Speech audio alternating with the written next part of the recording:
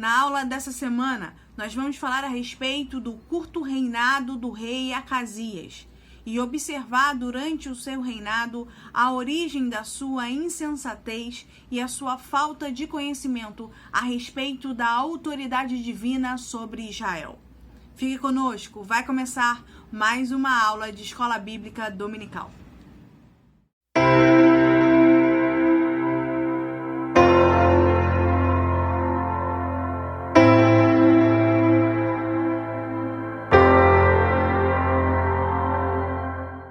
A paz do Senhor, meus amados irmãos, bem-vindos a mais uma aula de Escola Bíblica Dominical.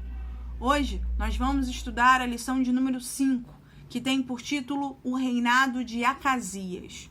O texto base, o texto que sustenta a lição de hoje, se encontra em 2 Reis, tendo como primeira leitura do versículo 1 ao versículo de número 8. E a segunda etapa da leitura do versículo de número 13 ao versículo de número 17. Aqui nas nossas aulas online, como de costume, eu apenas vou destacar 2 versículos. Nesse caso, a nossa leitura oficial aqui será feita em 2 Reis, capítulo 1, apenas o versículo de número 16 e número 17. Por isso, mais uma vez, eu convido você e a sua amada família a me acompanharem na leitura oficial de hoje. Diz assim a palavra do Senhor, em 2 Reis, capítulo de número 1, apenas o versículo de número 16 e 17.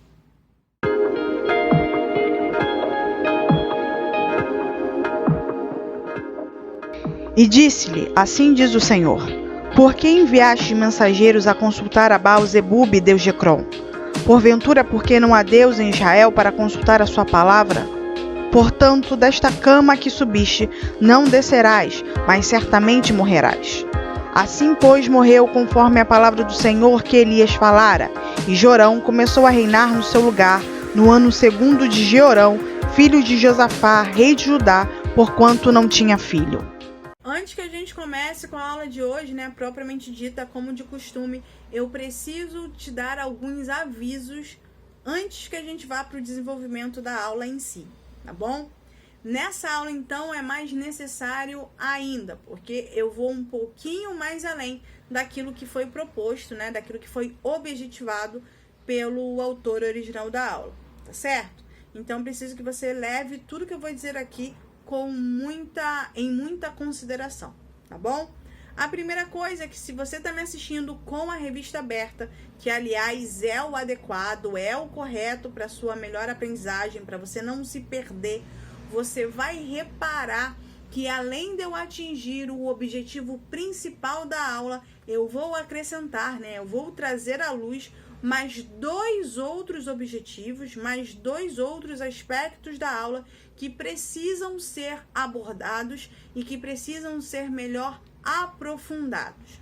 Isso não significa que o que eu vou estar dizendo aqui vai estar contrário à revista ou não vai estar no conteúdo do autor original. Muito pelo contrário, vai estar e ele vai abordar isso. Em alguns momentos de forma muito subjetiva, tá? Mas a minha função aqui como professora, como aí, te ajudando no estudo mais aprofundado do texto, é que você repare com maior profundidade alguns detalhes do texto que são essenciais para a compreensão plena dele. Ah, Manuela, então você está me dizendo que o autor não fez isso? Ele não fez isso muito provavelmente não porque ele não quisesse. Ele não vai fazer por uma questão de espaço e até mesmo por uma questão de tempo, tá bom? A função do aprofundamento não é dele, a função do aprofundamento é minha e sua, como aluno aí de Escola Bíblica Dominical, tá certo? Então, a revista, a aula tem um objetivo central, eu vou atender esse objetivo central, mas vou acrescentar 2 outros objetivos que parecem, que vão aparecer aí e que se tornam muito importantes, principalmente para o nosso dia a dia como igreja no geral, tá bom? Se você está me assistindo sem a revista, fica tranquilo, como sempre, essa aula ainda vai facilitar mais ainda a sua vida. Por quê? além de eu colocar todas as referências aqui embaixo, como sempre a gente faz para que você saiba exatamente de onde eu estou tirando cada informação, essa aula vai ficar concentrada em apenas um capítulo de 2 Reis, que no caso é a leitura oficial, né? 2 Reis, capítulo 1, vai ser a base que vai sustentar literalmente toda a aula. Tanto é que ela é a leitura oficial da revista, tá certo? Então, você não vai precisar ficar indo de um texto de um livro para outro.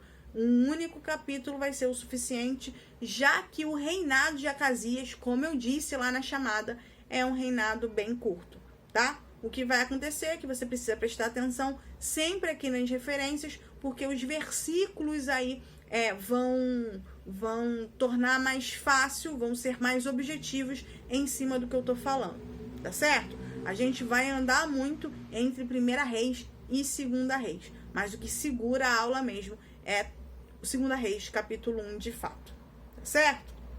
Além disso, né, último alerta, né, terceiro e último alerta aí para que a aula comece, é que eu não vou dividir essa aula em 3 tópicos como é de costume. Não tem a necessidade. Como eu disse, o reinado de Acasias é bem curtinho, dá para ser trabalhado em um único bloco, então a estrutura da aula vai ficar dividida em introdução, desenvolvimento e conclusão. A primeira parte do desenvolvimento, eu vou contar a história, o que está acontecendo, qual é o episódio central, né? Qual é o acontecimento central de tudo que está acontecendo, e logo em seguida eu vou pontuando algumas observações que são necessárias para a compreensão geral do texto, e aí que são necessárias para atingir todos os objetivos que foram estipulados aqui, tá bom? Então, é isso. Se você tá com a revista, presta atenção aí, porque eu não vou seguir a ordem dele, vou acrescentar algumas coisas. Se você está sem a revista, fique atento aqui às referências, tá certo? E fique sabendo que eu não vou fazer divisão de tópicos, eu vou trabalhar em um bloco único, já que o reinado de Acasias me favorece para isso, tá bom? Então, dito isso, né, vamos lá, vamos começar com a introdução da aula de hoje e daí por diante o desenvolvimento e por último a conclusão. Vamos lá? Introdução. A aula de hoje vai trazer um reinado que é diferente que vai trazer, na verdade, aspectos diferentes de tudo aquilo que a gente viu até agora, né? De Jeroboão a Acabe, nós vimos coisas muito semelhantes e atitudes diferentes, mas que acabaram dando o mesmo resultado por causa da permanência no pecado. Com Acasias, não vai ser diferente, tá certo?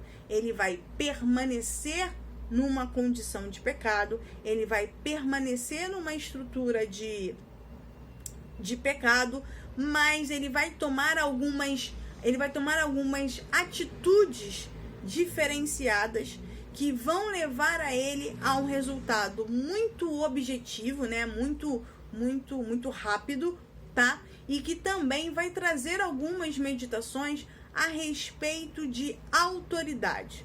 Então, Acasias se torna importante aqui para esse estudo geral, não simplesmente porque ele está dentro de uma linhagem, ele está dentro de uma ordem, mas ele se torna importante porque, por mais que o período do reinado dele tenha sido um período muito curto, foi um período de reinado que traz a questão da autoridade muito destacada e que traz aí alguns confrontos que vão além um pouquinho daquele confronto espiritual que a gente está acostumado a ver até agora. Por isso, ele se torna um rei relevante a ser tratado aqui em uma única aula, tá certo? Entendido isso, nós vamos desenvolver a aula e descobrir quem é Acasias e quais são esses aspectos diferentes que acabam trazendo ele como alguém que merece um estudo aí, uma observação mais aprofundada. Vamos lá? Acasias, ele é filho de Acabe, né? Ele é filho e sucessor de Acabe. Acabe, era rei de Israel. Lembrando aqui que a gente está trabalhando não com o Reino Unido, mas com o reino dividido, né? A gente está trabalhando com o reino do norte, que era chamado de Israel, e com o reino do sul, que era chamado ali de reino de Judá, tá bom? Acasias é filho de Acabe com Jezabel, tá certo? E logo após a morte do pai, ele assume a posição de rei de Israel. E o texto bíblico deixa claro que ele vai reinar ali por 2 anos, tá bom? Se você for estudar mais um pouquinho, for correr atrás aí de algumas datações, você vai observar que alguns historiadores, que alguns estudiosos vão tratar o reinado de Acasias de 2 formas. Ou vão datar o reinado dele de 850 a 849 a.C., ou alguns vão dizer que o reinado dele vai durar menos de 2 anos. O fato é o seguinte, a palavra de Deus vai dizer que ele governou por 2 anos, o seu reinado durou por 2 anos. Então a gente vai ficar com a informação dada pela palavra, que é um reinado de 2 anos, tá certo?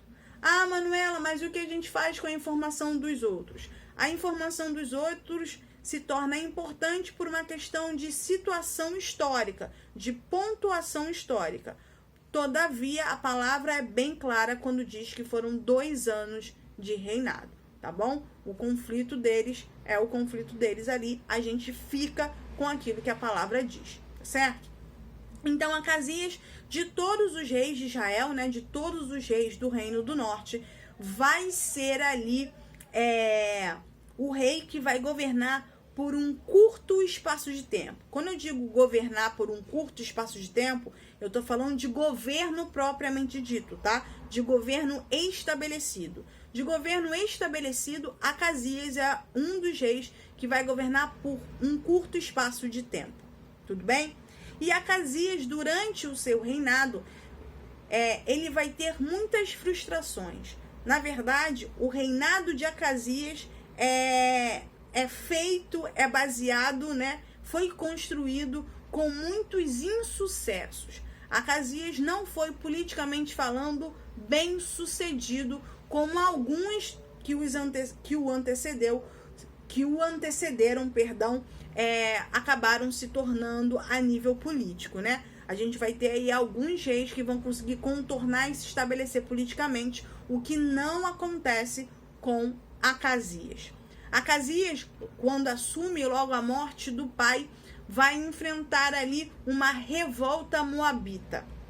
Nesse período, os moabitas eram ali subordinados, né, do reino de Israel. Eles eram subordinados ali de Israel. E na mudança com a morte de Acabe e a virada da entrada do trono de Acasias, vai haver uma revolta moabita, tá bom? Um rei chegar ao trono, né, assumir o trono e ter que enfrentar logo uma revolta que vai aí durar algum tempo, é meio frustrante, né? Porque é uma complicação muito grande dominar uma revolta, tá bom? Ele vai ter que dispensar muito esforço para resolver a situação, tá certo? Para piorar a situação dele, além de uma revolta moabita, ele tem uma ruptura ali diplomática com o rei Josafá de Judá. O que acontece aqui?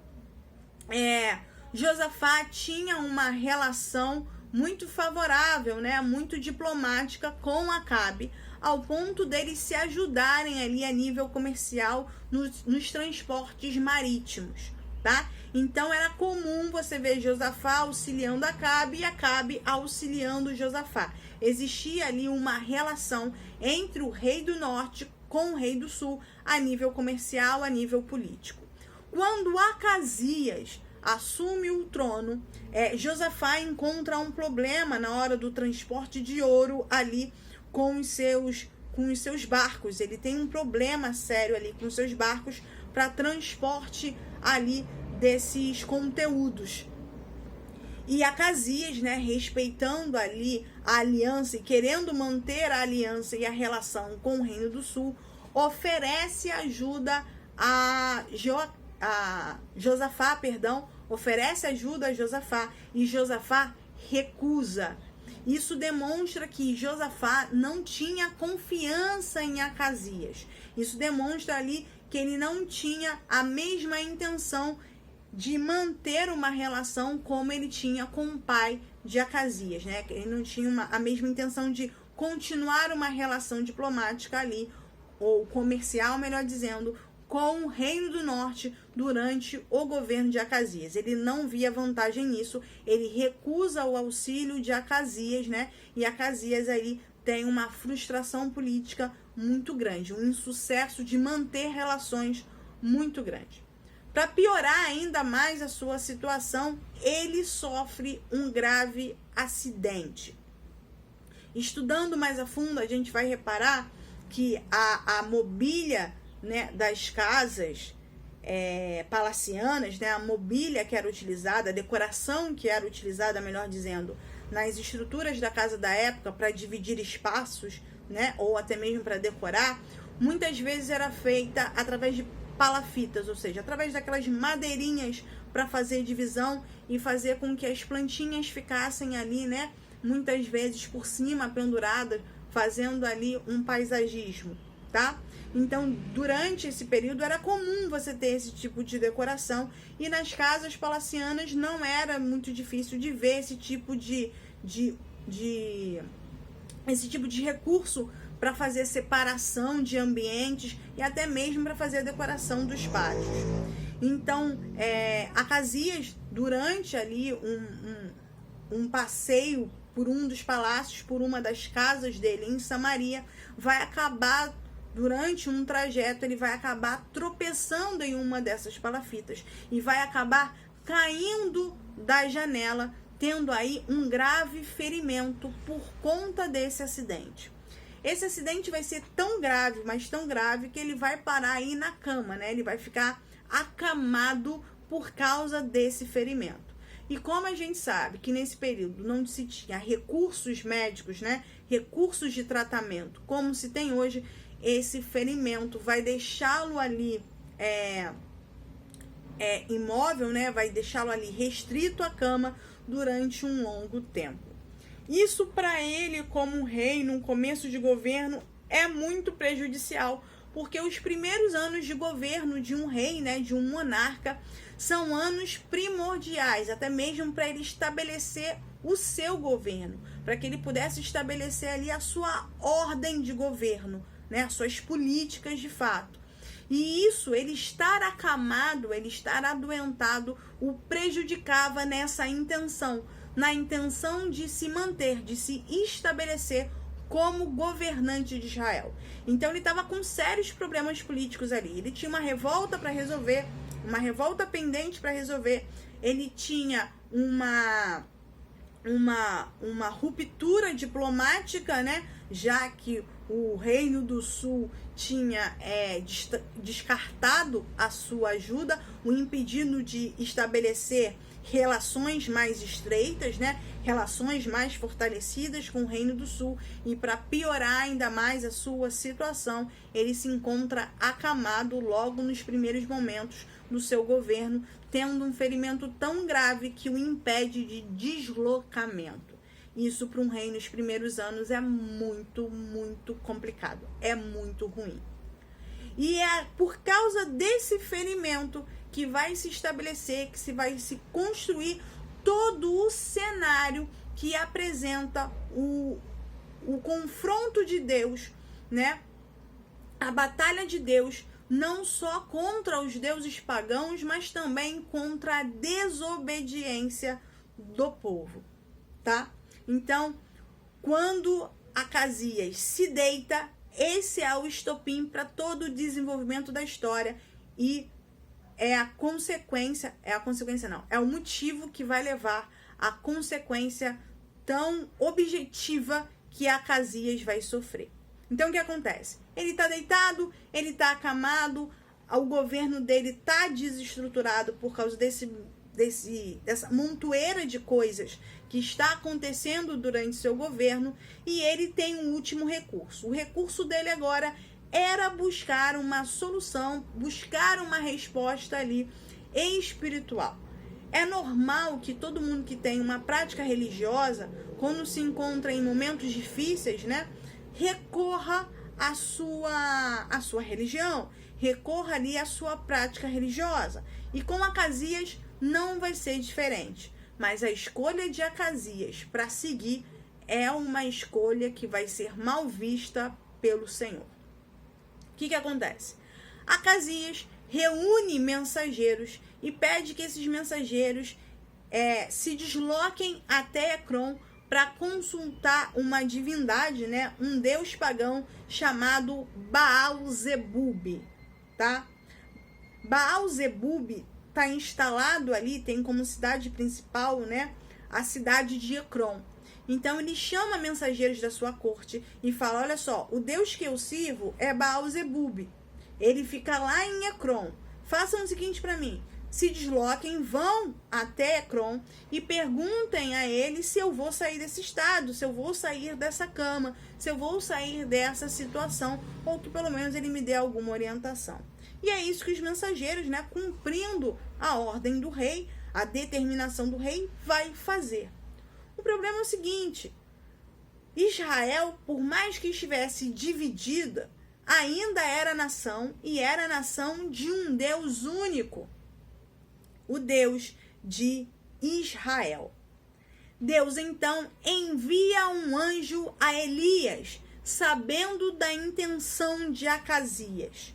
Ele manda um anjo e Elias ouve a informação que o anjo deu a respeito desse rei. O anjo então vira para Elias e fala: olha, vá até os mensageiros, porque está vindo uma demanda de mensageiros para ir até Ecrom consultar Baal-zebub a mando de Acasias. Então faz o seguinte: intercepta no meio do caminho esses mensageiros e entrega a seguinte mensagem do Senhor: por acaso não há Deus em Israel para que você vá consultar outro Deus? Por causa disso, dessa cama em que você está, você não vai descer e certamente você morrerá. Elias, então, ouvindo a informação que o anjo dá, né, que o anjo dá por causa de Deus, vai ao encontro dos mensageiros e entrega exatamente a informação que Deus está enviando a Acasias. Ele repete a mesma coisa: olha, volta para o palácio e avisa a Acasias a seguinte coisa que o Senhor está mandando: por acaso não há Deus em Israel? Por causa disso, dessa cama em que tu estás, tu não descerás e certamente morrerás. Os mensageiros do rei, obedecendo o homem de Deus, retornam para o palácio. Quando eles retornam para o palácio, Acasias leva um susto. Por quê? Porque era uma viagem que era para ser feita, né? Era um deslocamento de longo tempo que ia ser feito para chegar a uma outra cidade. Então, quando ele vê os mensageiros voltando logo, ele leva um susto. Olha, por que vocês estão voltando agora? Eu acabei de mandar vocês saírem. Por que vocês estão retornando? Eles, então, declaram para Acasias aquilo que o homem de Deus tinha dito. Olha só, rei, no meio do caminho, né, durante o nosso percurso, nós fomos parados por um homem e o homem mandou entregar ao Senhor a seguinte mensagem: por acaso não há Deus em Israel? Por causa disso, da cama que tu estás, tu não descerás e certamente tu morrerás. O rei Acasias pergunta para esses homens como esse homem estava vestido. E eles descrevem Elias exatamente como era costume dos separados de Deus, como era costume dos profetas estarem ali vestidos, né? Vestindo peles e com um cinto amarrado nos lombos.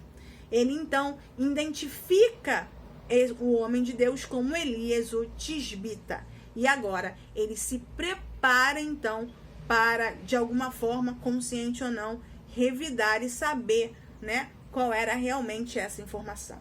O que Acasias faz? Acasias manda trazer um capitão com os seus 50, né, um capitão de 50. Esse capitão de 50 dominava aí 50 homens, né, uma pequena tropa para uma incursão. ele vai, chama o capitão e fala, ó, vá até Elias, procure Elias, vá até Elias e traga ele para mim. Essa é a ordem de Acasias. E o capitão vai obedecer o rei, obviamente. Eles vão até o monte, se encontram com Elias, que estava no cume, e falam, homem de Deus, desce. Essa é a expressão utilizada pelo primeiro capitão. Elias coloca então um questionamento na hora de revidar aquilo que havia sido dito. Se eu realmente sou homem de Deus, que caia fogo do céu e te consuma, e consuma os 50 que estão contigo. Imediatamente, segundo a palavra do profeta, Deus responde como confirmação e consome o capitão e os 50 que estão com ele. Obviamente, Acasias ficou sabendo e manda um segundo capitão. O segundo capitão se coloca de novo no pé do monte, porque Elias está no cume, e fala, homem de Deus, desce depressa. Quando ele fala isso, Elias vira e repete o procedimento. Ele vira e fala, se eu sou o homem de Deus, que caia fogo do céu e consuma você e os outros 50. E novamente Deus repete a ação e cai fogo do céu, consome o capitão e consome os outros 50. Novamente Acasias é obrigado a mandar um terceiro pelotão, um terceiro homem de 50. Esse terceiro capitão vai agir diferente dos outros 2 capitães que acabaram de aparecer na história. Ele chega no pé do monte, se coloca de joelhos, olha para o profeta e diz, homem de Deus, se tu tem piedade, se tu tem misericórdia, tenha misericórdia não só da minha vida, mas dos 50 que estão comigo, e por favor não mande cair fogo do céu para nos consumir. Tenha misericórdia não por mim, mas também por aqueles, não só por mim, mas também por aqueles que estão comigo. Nesse momento em que o capitão se coloca de joelhos, isso é um fato bem legal, né? Que ele se coloca de joelhos e coloca as vidas que estão com ele e a vida dele nas mãos do profeta. O anjo do Senhor vira para Elias e fala, Elias, não temas, e desça com ele. Elias então desce e acompanha o terceiro pelotão, né? O terceiro pelotão que foi bem sucedido, e coloca Elias na frente de Acasias, e Elias repete exatamente aquilo que o Senhor havia mandado. Por acaso não há Deus em Israel? Por causa disso, dessa cama que tu estás, tu não descerás, e certamente morrerás. Depois de algum tempo, se cumpre a palavra do profeta, e Acasias morre sem deixar nenhum herdeiro durante um período de governo muito curto e muito frustrante. Aí você vai me perguntar, Manuela, o que tem de tão interessante nesse caso de Ezequias? E aqui agora que a gente vai destrinchar esse episódio de Acasias. A primeira coisa que eu quero falar, que eu quero deixar bem claro, é que Acasias ele dá prosseguimento a uma política religiosa que já era comum por causa dos seus pais, né? A adoração a outros deuses, a adoração a outros ídolos que não era o Deus de Israel, ou seja, que não era ali o Deus dos patriarcas, não era o Criador. Então ele adorava a um outro Deus, mas não era qualquer outro Deus. Ele continuava adorando a Baal. Qual é o problema aqui? Se você estudou a lição de número 4, que fala ali do confronto entre Elias e os profetas de Baal, eu ainda não liberei essa aula porque ela ficou muito grande, mas eu vou liberá-la. Você vai observar, né, que Baal não era o Deus único ali naquele momento do Reino do Norte. Baal era um ídolo, era um deus adorado ali em outras regiões, como na Fenícia, como em Tiro, como em Sidom.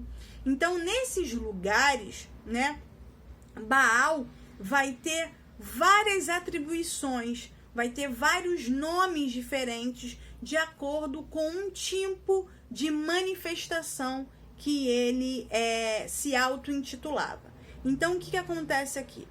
Quando você for estudar os deuses no seu geral, né, os panteões aí das civilizações, a gente vai reparar que um deus tem o mesmo nome, né, tem um nome diferente, mas representam os mesmos deuses em outros lugares. Vamos para um exemplo mais prático?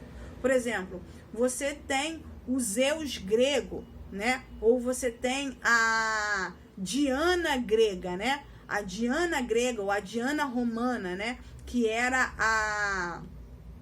a deusa da caça, né, ou a deusa da fertilidade, dependendo de alguns lugares. Em uma determinada localidade, ela vai ganhar o nome de Diana. Em outra localidade, ela vai ganhar um outro nome e uma outra interpretação.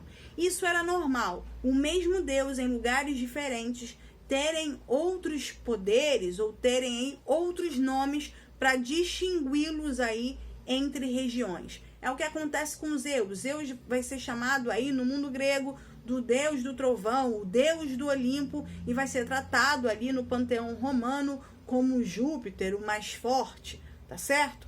Então, é normal, é comum você ter essas atribuições de deuses com nomes diferentes, mas estarem sempre se tratando do mesmo Deus, ou da mesma entidade, ou da mesma divindade, tá certo? Isso no mundo antigo, no mundo mais arcaico, era comum de acontecer. Era o mesmo Deus, só mudava de nome, ou mudava de função, ou atribuição, dependendo do lugar. Então, com Baal não era diferente. O Baal que era adorado em Tiro tinha um nome diferente porque a sua função, a sua atribuição era distinta do Baal fenício ou até mesmo do Baal de Sidom.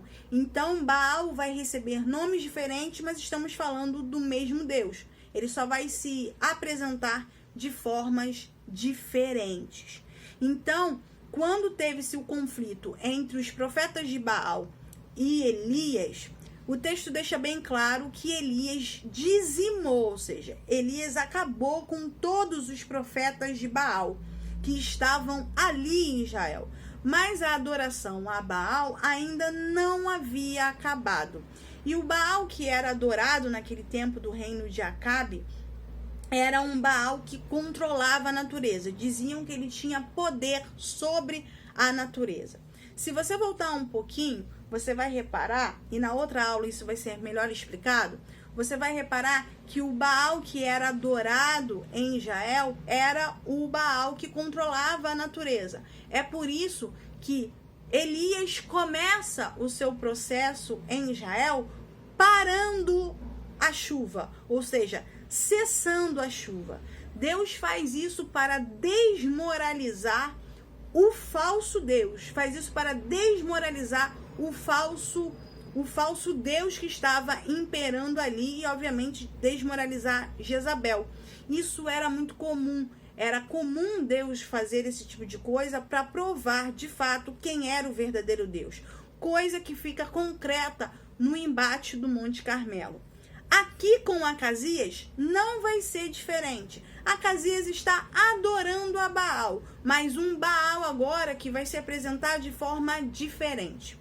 A tradução, né, comum, a tradução tradicional do nome Baal-zebub vai fazer referência ao Senhor das Moscas. Mas, estudando mais um pouco, a gente vai observar que a tradução mais que chega mais próxima do que é Príncipe Baal, né? Fazendo referência ao próprio Baal. Ou seja, está dizendo que é Baal de fato, só que Baal camuflado aí por um outro nome, por uma outra forma de se apresentar. Tudo bem? Então, esse Baal-zebub também vai receber a tradução de Senhor do Fogo. Então, o Deus que Acasias adorava continuava sendo Baal, mas um Baal camuflado, um Baal escondido, Um Baal que se apresenta de outras formas e de outra maneira. Na nossa observação prática desse momento, a gente consegue entender que, de fato, o inimigo, né, o inimigo de Deus, o inimigo das nossas almas, ele age exatamente dessa forma, se camuflando, se escondendo, utilizando de outros nomes, se utilizando de outras formas para enganar, para iludir. E principalmente que o inimigo, de fato, ele é um imitador de Deus. Manuela, por que você está dizendo que o inimigo é um imitador de Deus? Porque é muito comum, quando a gente estuda sobre Deus, quando a gente estuda sobre a manifestação de Deus, que Deus tem vários nomes. Cada vez que Deus faz uma ação, né, age de uma determinada forma, ele vai receber um nome diferente. Deus provedor, Deus consolador, Senhor dos exércitos. A gente vai ver, né, que em cada momento da ação de Deus, Deus vai receber um nome específico, não porque ele é vários deuses, ele é fragmentado, não, porque ele é único, mas ele age de várias formas e de várias maneiras diferentes.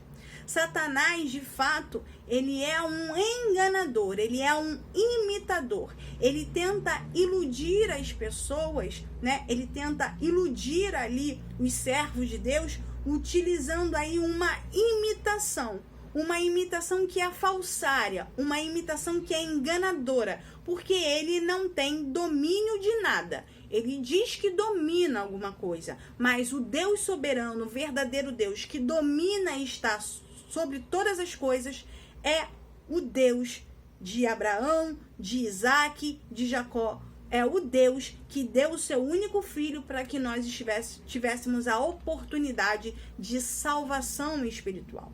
Então aqui, no exemplo de Acasias com um Deus, né, com o Deus dele ali, Baal-zebub, a gente vê claramente que nada mais é do que uma camuflagem de Baal para continuar ali tendo influência. Acasias, ele vai dar continuidade a essa tradição, ele vai dar continuidade a essa política religiosa de exclusão ou de tentativa de exclusão do Deus verdadeiro, do Deus de Israel, né? Do Deus de Salomão, do Deus de Davi, para colocar outros deuses nessa posição, seguindo o exemplo de seus pais. Acasias, ele ouviu falar de Deus, ele sabe que existe um Deus original ali da sua nação, mas mesmo assim, ele sabe do que aconteceu com os pais, mas mesmo assim, ele vai optar, ele vai escolher por adorar a Baal. Manuela, em que momento essa escolha de Acasias fica clara? Em que momento essa escolha de Acasias fica óbvia?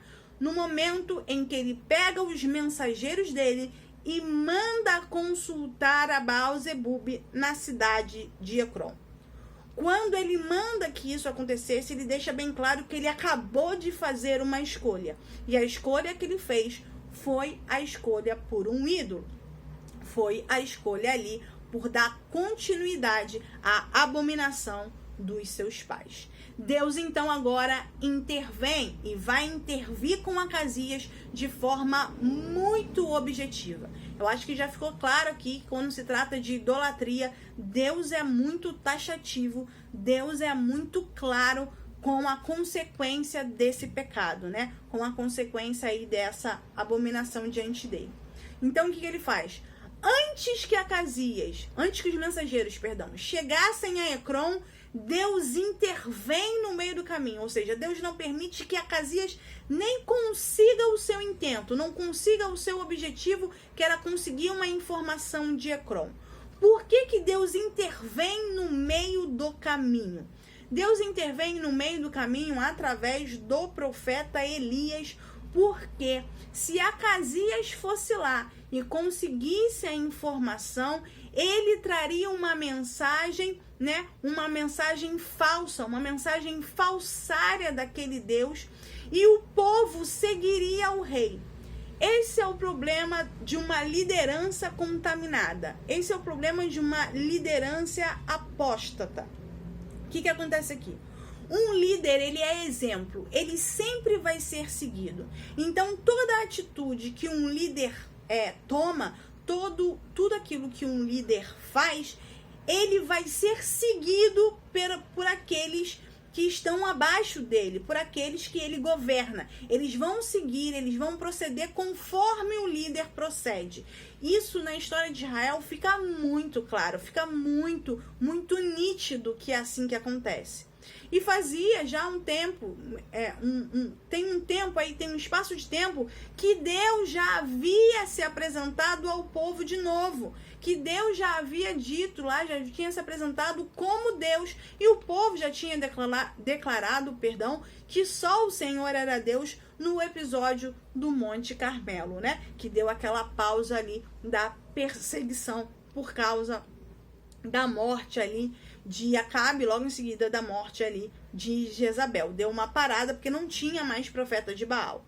Então Deus vai interferir no meio do caminho. Por que Deus vai interferir no meio do caminho? Para que Acasias não trouxesse um outro Deus para no meio do povo de novo e fizesse todo aquele trabalho que Jezabel tinha intentado. Então Deus não deixa nem mesmo ele conseguir a informação. Para ele no meio do caminho e manda o profeta. O profeta aqui, ele é um representante da autoridade divina, tá certo? O profeta no Antigo Testamento tinha toda essa responsabilidade como ali um embaixador, como um mensageiro de Deus. Então, o anjo de Deus vai logo, rapidamente, e fala para Elias: Elias, Acasias está mandando mensageiros a Ecrom. Isso não pode acontecer, Elias. Vai lá e entrega a mensagem de Deus para os mensageiros entregarem a mensagem de Deus para Acasias. Já que ele quer saber o que vai acontecer, ele vai saber exatamente o que vai acontecer diante do decreto do Deus de Israel. Então, um anjo dá a informação para Elias e Elias vai de encontro aos mensageiros e diz exatamente duas coisas importantes. A primeira coisa é questionando Acasias se por acaso não existia Deus em Israel. Esse questionamento de Deus deixa muito claro que Acasias sabia, tinha consciência, em algum momento ele aprendeu, ele ouviu que Deus era o Deus da nação. Em algum momento ele tinha essa informação. E mesmo que ele não soubesse, senhores, vocês vão reparar que em 2 Reis, no capítulo 1, no versículo de número 18, fica bem claro que tudo aquilo que aconteceu ficou registrado nas crônicas dos reis.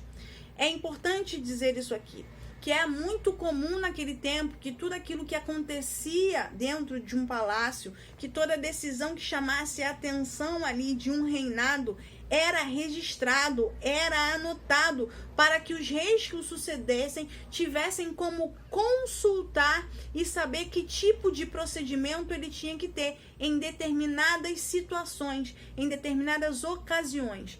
Então, Acasias, mesmo que nunca tivesse ouvido falar de Deus, ele tinha informações não só sobre os profetas de Deus, como de toda a história de Israel. Então, de fato, ele não tinha como escapar de um conhecimento ali, mesmo que superficial, de quem era o Deus de Israel. Então, Elias entra no meio do caminho, como eu já contei na história, e manda os mensageiros voltarem. Outro fator que deixa claro que Acasias fez uma escolha e que principalmente ele tinha consciência de quem é que estava se manifestando ali, é que quando os mensageiros voltam, eles perguntam como estava vestido o homem e imediatamente ele identifica o homem como um homem de Deus, como servo de Deus, Elias o Tisbita. Ele identifica Elias na hora. Isso prova que ele tinha consciência, primeiro, de quem era Elias e, obviamente, de quem era o Deus de Elias e o Deus do seu povo, né? O Deus original da sua nação. Mas, mesmo assim, Acasias mantém o seu intento, ou seja, mesmo assim, Acasias não demonstra em nenhum momento nenhum tipo de processo de arrependimento, nenhum tipo de temor em nenhuma parte do texto. Então, o que ele faz? Ele manda um pilotão, ou seja, ele manda lá um capitão com 50 homens. Um pilotão com 50 homens para pegar um único homem já era muita coisa. Então ele está mandando para não só mostrar a sua autoridade, mas para dizer que de fato Elias não teria ali, né, como escapar de uma ordem da autoridade de Acasias, já que ele era rei de Israel. Então aqui agora aparece aí um dos detalhes que precisavam e que eu queria que fossem destacados no texto. A primeira coisa que a gente observa, o primeiro confronto que a gente observa aqui é um confronto não de dois deuses, porque Deus é maior, mas o primeiro confronto que a gente observa é o confronto do verdadeiro Deus com o Deus falso. E o segundo confronto que a gente aborda aqui, que eu vou começar por ele, na verdade, é o confronto de autoridades. O confronto da autoridade humana de Acasias e o confronto da autoridade divina, né? O confronto da autoridade do próprio Deus, do Criador de todas as coisas. Quando Acasias manda um pilotão daquele tamanho para apenas um homem, ele está impondo uma autoridade. E o pior de tudo, os seus capitães mostram essa autoridade ou essa intenção de demonstrar força e autoridade da maneira como falam, da maneira como se dirigem ao profeta. Eles reconhecem que ele é homem de Deus. Elias, homem de Deus. Até aí, tudo bem. Reconhecem que ele é um profeta, ele é um homem diferenciado, um homem ali que pertence a alguém específico. Mas logo em seguida, eles usam de autoridade. Eles falam que homem de Deus, desce. Quando ele diz homem de Deus, desce, ele está impondo uma força, impondo uma autoridade que não lhe cabia, muito menos cabia a Acasias. Tá certo? Por quê? Se você voltar lá atrás, lá em Deuteronômio, você voltar lá em Moisés, você voltar bem lá atrás, você vai observar que a lei deixa muito claro que a maior autoridade de Israel é Deus. Tanto a maior autoridade de Israel é Deus, que era Deus que levantava reis em Israel. Então, existe uma autoridade humana? Existe. Mas dentro de Israel, essa autoridade humana era limitada.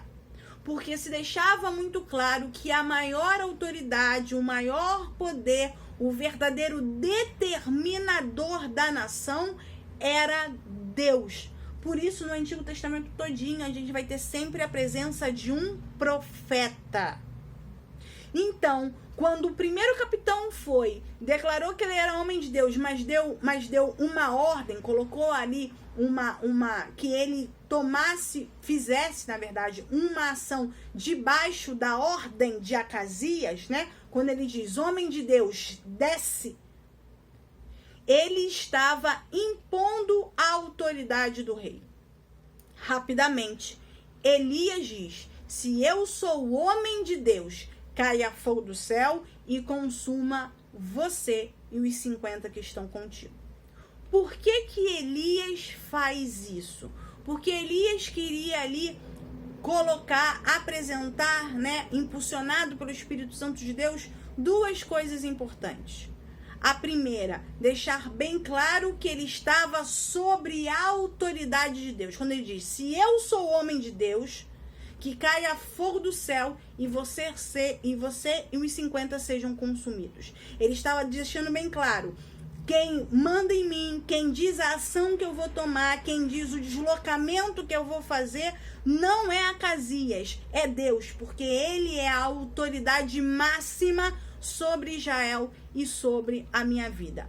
E segunda coisa, quando ele pede para cair fogo do céu, ele está dizendo, mesmo que não intencionalmente, muito provavelmente não intencionalmente, mas impulsionado pelo Espírito Santo de Deus, que caísse fogo para fazer referência ali ao ídolo que era adorado, que também recebia ali o domínio do fogo como um atributo. O que ele estava dizendo? Ele estava desmoralizando de novo o Deus de Acasias. Ele estava dizendo, o Deus que Acasias serve diz que domina o fogo, mas quem na verdade domina o fogo e domina todas as coisas é o Deus que eu sirvo, que é o principal Deus de Israel. Mais uma vez, Deus desmascara, mais uma vez, Deus revela quem ele é através ali de um elemento que um falso Deus diz dominar. Então Elias vai e manda, caia fogo do céu e você seja consumido,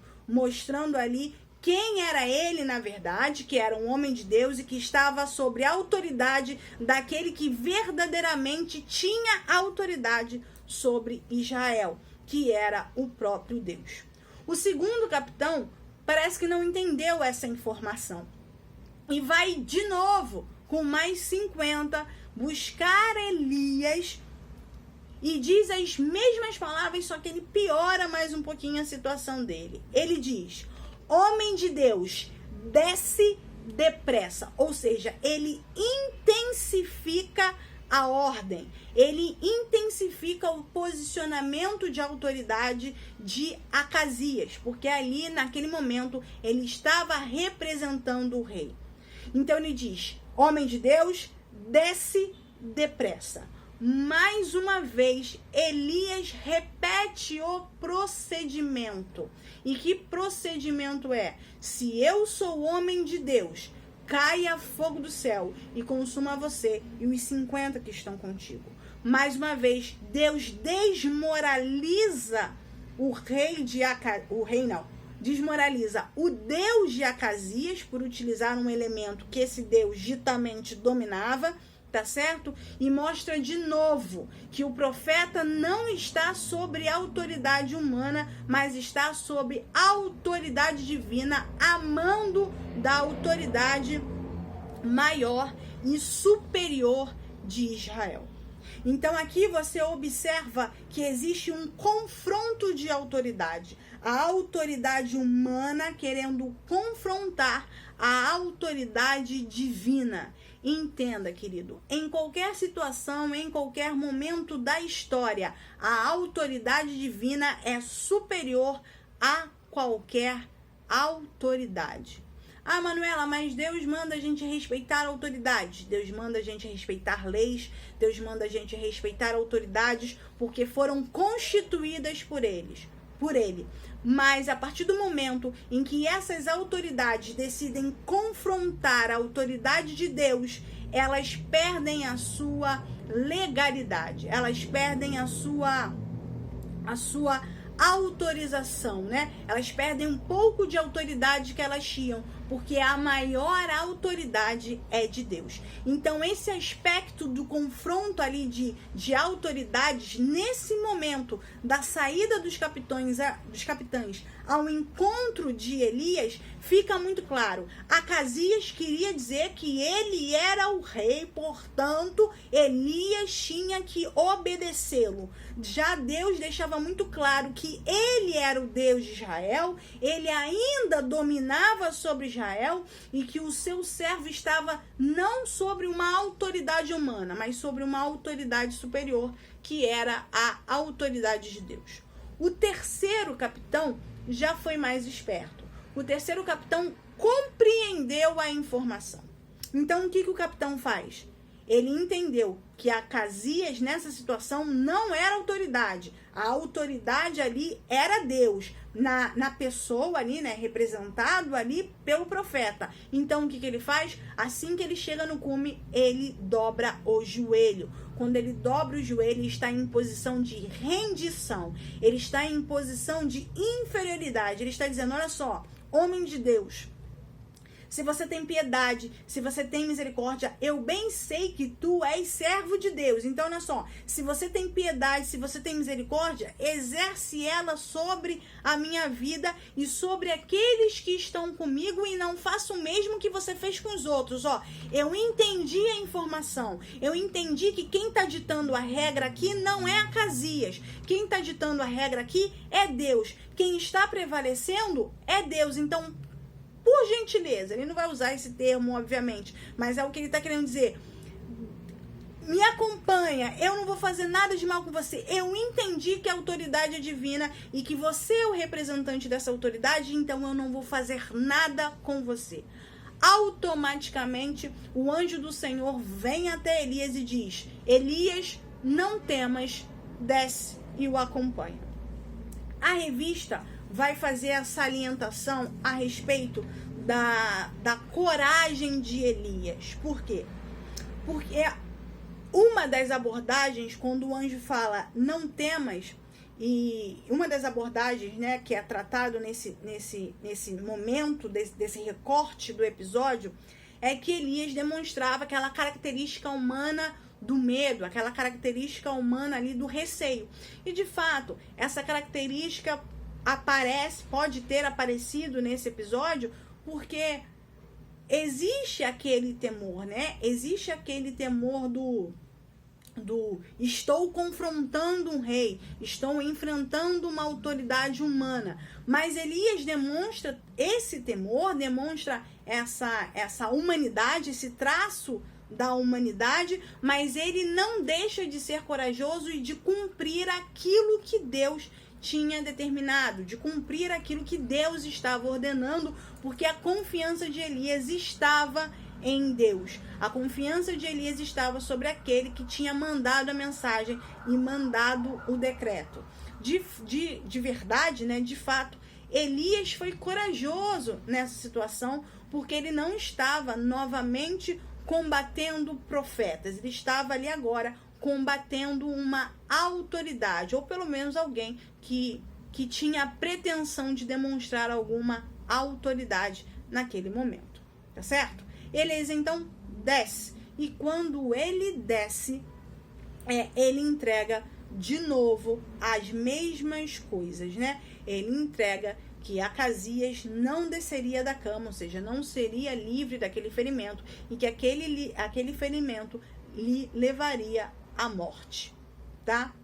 O segundo confronto, que fica bem claro aqui no episódio, eu acho que sem querer eu já entrei nele, é o fato de que o confronto de novo entre Deus e falsos deuses. De novo, Deus está combatendo a desobediência, de novo, Deus está combatendo a idolatria de uma forma muito incisiva e vai utilizar Elias para isso. Por que Deus vai utilizar Elias? A gente já reparou, se eu não me engano, na lição de número 3, nós observamos que Elias, ele não tem uma história linear. O que eu quero dizer com isso? Elias não tem uma história com começo, meio e fim. A gente não sabe nada sobre os primeiros momentos de Elias na história. A gente não sabe nada sobre isso. O que a gente sabe sobre Elias é uma cadeia de 6 ciclos, ou seja, é uma cadeia de 6 momentos, 6 episódios em que Elias aparece. E nesses 6 episódios a gente sempre vai ver esse profeta confrontando, ou seja, ele é um profeta de batalha, ele é um profeta de conflito, né? Ele é um profeta de advertência contínua, tá certo? Esse é o ministério profético de Elias. E Elias, ele vai ser literalmente o guerreiro utilizado por Deus para trazer Israel, tirar Israel da desobediência. Por isso que Elias vai ser sempre chamado todas as vezes, vai ser sempre colocado à frente, todas as vezes, em todos os momentos em que um Deus tenta entrar, tenta dominar dentro do espaço de Israel. Então, nesse momento do confronto entre Elias e o rei Acasias, Elias tem um dobro de trabalho, porque ele está confrontando não só, de novo, um Deus, um Baal camuflado que quer dominar aquele espaço, né? Como também ele tem que confrontar, ele tem que entrar em combate com uma autoridade humana, com um rei de novo, né? Ao contrário do que acontece com outros profetas, né? Com outros personagens bíblicos, melhor dizendo, porque os profetas geralmente sempre passam por isso, Elias está em confronto direto. E todas as manifestações que acontecem com Elias acontecem para sempre desmascarar, acontecem para sempre confrontar aqueles deuses falsos que estão tentando dominar e contaminar o seu povo. Na verdade, na prática, essa é a função de um profeta. Um profeta tem a missão de levar a mensagem de Deus e trazer o povo, né, alertar ao povo para os seus pecados, para os seus erros que estão levando eles para longe de Deus, e alertá-los para retornar para Deus, né? Quando Elias cumpre essa função, né, quando ele se deixa ser usado como instrumento de Deus para isso, ele está mostrando que Deus o tempo todo, mesmo diante da infidelidade do povo dele, se mantém fiel às promessas que ele fez ao povo. E Acasias, por não conhecer, por não querer conhecer, por não querer, no mínimo, investigar quem era o Deus de Israel, acaba então tendo um reinado frustrante, tendo um reinado muito frustrante, sem sucesso algum, e para piorar a situação, ele consegue ser pior do que os outros, porque ele não só tenta mantém, na verdade, né? Ele não só mantém uma apostasia e uma idolatria no meio do povo, como ele tem um atrevimento, né, de querer confrontar a autoridade de Deus sobre o seu povo. E aqui a gente vai para a conclusão, né? A gente já está caminhando, vai caminhar agora para a conclusão da aula de hoje.